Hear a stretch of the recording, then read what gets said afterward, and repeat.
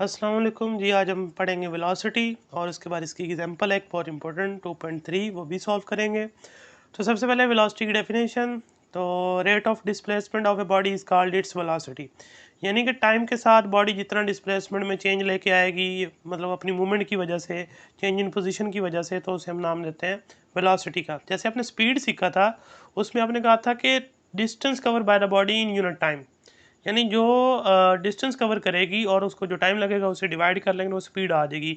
उसमें देखें सिर्फ मैग्नीट्यूड थी, हमने डायरेक्शन जो है ना साथ मेंशन नहीं की। लेकिन जो डिस्प्लेसमेंट है उसकी डेफिनेशन अगर आपको माइंड में हो कि दो पॉइंट्स के दरमियान कम से कम डिस्टेंस था विद मैग्नीट्यूड एंड डायरेक्शन, उसे हमने डिस्प्लेसमेंट का नाम दिया था। तो डिस्प्लेसमेंट जो होता है चेंज इन पोजीशन को कहते हैं। जब बॉडी अपनी पोजीशन चेंज करेगी with respect to some reference point, और जितना टाइम लगेगा उसको उस डिस्प्लेसमेंट को कवर करने यानी पोजीशन को चेंज करने में, उस टाइम से जब आप डिवाइड करेंगे उसे हम वेलोसिटी का नाम देंगे। मतलब वेलोसिटी है तो स्पीड ही, लेकिन इसके साथ एसोसिएट है डायरेक्शन, तो ये वेक्टर क्वांटिटी है, ये इसका डिफरेंस है उसके साथ। तो वेलोसिटी का formula velocity is equal to displacement over time, इसको वी वेक्टर से डिनोट करते हैं और डिस्प्लेसमेंट डी वेक्टर और टाइम। तो ये डिस्प्लेसमेंट वेक्टर है तो वेलोसिटी भी वेक्टर होगी, जो डायरेक्शन डिस्प्लेसमेंट की आएगी वही वेलोसिटी की। ऐसे यूनिट जो होगा इसका वो सेम स्पीड वाला ही होगा, मीटर पर सेकेंड, लेकिन ये वेक्टर क्वांटिटी है, इट इज़ वेक्टर क्वांटिटी। ये इसका डिफरेंस है उसके साथ से। बस ये बात आपने याद रखनी है, शॉर्ट क्वेश्चन में पूछी जाती है। उसके बाद आगे चलते हैं यूनिफॉर्म वेलोसिटी। यूनिफॉर्म वेलोसिटी क्या होता है? देखें, अगर इंटरवल बना लेंगे ना, जैसे आपने यूनिफॉर्म स्पीड में बनाए थे, तो अगर हर इंटरवल में इक्वल डिस्प्लेसमेंट कवर करेगी बॉडी, तो हम कहेंगे बॉडी मूव कर रही है यूनिफॉर्म वेलोसिटी के साथ। तो इसकी डेफिनेशन है a body has uniform velocity if it covers equal distance, नहीं यहाँ डिस्प्लेसमेंट आना है, अब इतना सा डिफरेंस है उसकी डेफिनेशन में। Displacement in equal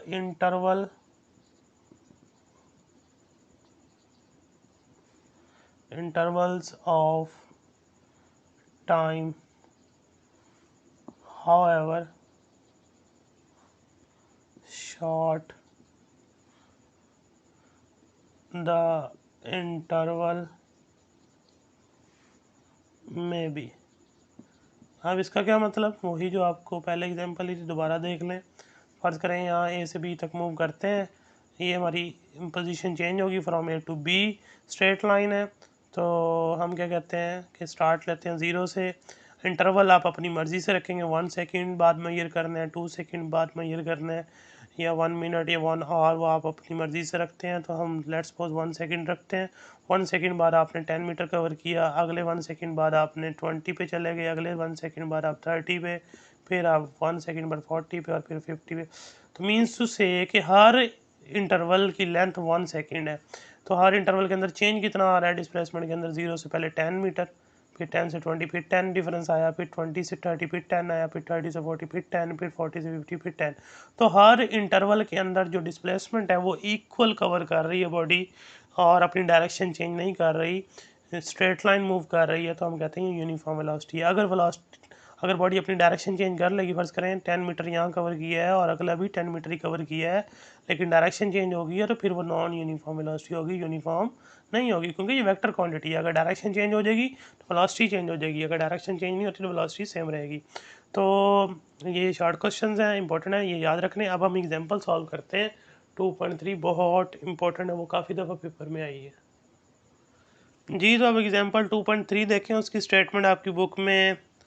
A cyclist complete half round of a circular track of radius 318 metre in 1.5 minute, find its speed and velocity. Correct, cyclist है वो इस तरह यहाँ से स्टार्ट लेता है और सेमी सर्कल यानी आधा सर्कल कवर करता है, हाफ सर्कल ए से ये बी तक वो यहाँ आ जाता है। अब आप उसकी स्पीड बताएं और वेलोसिटी बताएं, जबकि उस हाफ सर्कल का, सेमी सर्कल का जो रेडियस है वो 318 मीटर है, और जो टाइम लगा उसे ए से बी तक जाने में वो 1 मिनट एंड 30 सेकेंड, यानी 1 मिनट में 60 सेकेंड, 30 और ऐड करें 90 सेकेंड टोटल हो गया। आपने स्पीड फाइंड करनी है और वेलोसिटी फाइंड करनी है। स्पीड के लिए देखें आपको डिस्टेंस चाहिए और वेलोसिटी के लिए आपको डिस्प्लेसमेंट चाहिए। तो ये दो चीज़ें पहले फाइंड करेंगे, डिस्टेंस और डिस्प्लेसमेंट, उसके बाद हम स्पीड और वेलोसिटी फाइंड करेंगे। तो सबसे पहले तो डिस्टेंस की बात करते हैं कि डिस्टेंस जो है वो कितना होगा। लेकिन डिस्टेंस की जो डेफिनेशन थी वो क्या था कि डिस्टेंस जो है ना, दो पॉइंट्स के दरमियान पाथ की लेंथ को कहते हैं। तो यहाँ देखें, ये पूरा सेमी सर्कल बनता है, पूरा सर्कल होता है, तो उसका जो सर्कमफेरेंस होता है वो 2πr होता है। 2πr याद है तो आधा कर दें तो πr आ जाएगा, यानी यहाँ से यहाँ तक का जो ये सर्कमफेरेंस बन रहा है उसे πr का नाम देंगे। तो ये डिस्टेंस जो आ जाएगा वो सिंपली क्या होगा जी, पाई और साथ में आर। पाई की वैल्यू आपको पता है 3.14 होती है, और आर की वैल्यू जो है ना 318 मीटर है। इसको मल्टीप्लाई करें तो आंसर आता है 9, 9 और 9 मीटर। ये हमारा डिस्टेंस आ गया। अब हम स्पीड फाइंड कर लेते हैं यहाँ से। तो स्पीड जो होगी वो क्या आएगी, डिस्टेंस ओवर टाइम आ जाएगी। तो इसको सॉल्व करते हैं। डिस्टेंस की वैल्यू 9, 9 और 9, टाइम की वैल्यू 90, तो जो स्पीड आएगी वो 11.1 मीटर पर सेकंड आ जाएगी। उसके बाद हमें डिस्प्लेसमेंट चाहिए। तो डिस्प्लेसमेंट के लिए हम क्या करेंगे, डेफिनेशन पे ही जाएंगे दोबारा। डिस्प्लेसमेंट क्या था, दो पॉइंट्स के दरमियान कम से कम डिस्टेंस, जो कि ये बनता है ए से बी, ये डायमीटर बनता है, तो 2 रेडियस के बराबर होगा, क्योंकि मिड से लेके बाउंड्री तक रेडियस होता है। 2r हो जाएगा, तो 2r बना दें। 2r की जगह 318 और ये बन जाएगा 636 मीटर। ये डिस्प्लेसमेंट आ गया। अब वेलोसिटी का फार्मूला लगाइए। वेलोसिटी होगी डिस्प्लेसमेंट ओवर टाइम। डिस्प्लेसमेंट जो आएगा और उसको आप टाइम से डिवाइड कर लें। डिस्प्लेसमेंट जो होगा वो 636 और टाइम जो है वो 90 सेकेंड है। तो इसका जो आंसर आएगा सॉल्व करने के बाद वो 7.07 मीटर पर सेकेंड आता है। तो ये काफ़ी इंपॉर्टेंट एग्जांपल है और काफ़ी दफ़ा पेपर में भी पूछी गई है। इसको आप अच्छी तरह कीजिएगा। फिर नेक्स्ट जो हमारा लेक्चर होगा वो एक्सेलरेशन के बारे में होगा। Till then take care.